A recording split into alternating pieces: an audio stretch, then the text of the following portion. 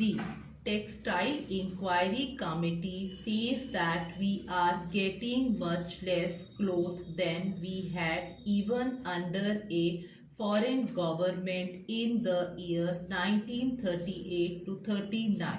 Only one conclusion can be drawn from this statement of the Textile Inquiry Committee in its report. I have great respect for his intelligence, and I know that the meaning of the report will not have been lost on him. What I was saying was that Indo-Pakistan trade is very important in the entire scheme of our import-export trade that does not feature much. The market that we lost there is being taken by the foreigners, especially the USA and UK, and the market Pakistan losses in our country is being taken up to a great extent by these two countries. And if you see the line of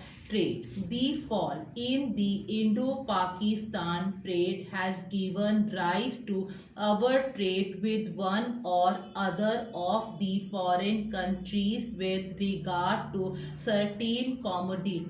Our import and export policy does not take initiative to see as to how the trade could be developed with Pakistan. I am aware of the political difficulties that are in the way of the ministry.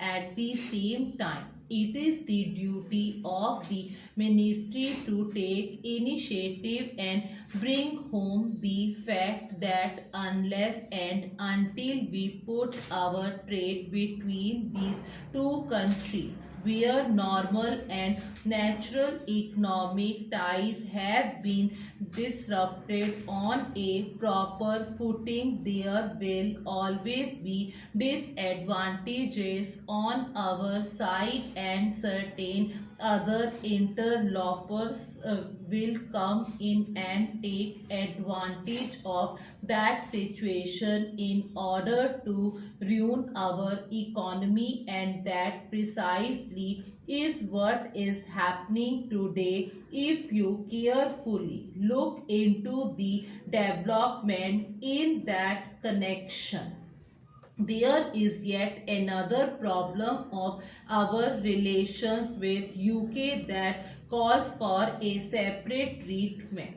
In the old days, the honorable ministers and their leaders and their camp followers were all complaining against the preferential treatment that was then called imperial preference. The various agreements that were arrived at unilaterally for fleecing India's economy.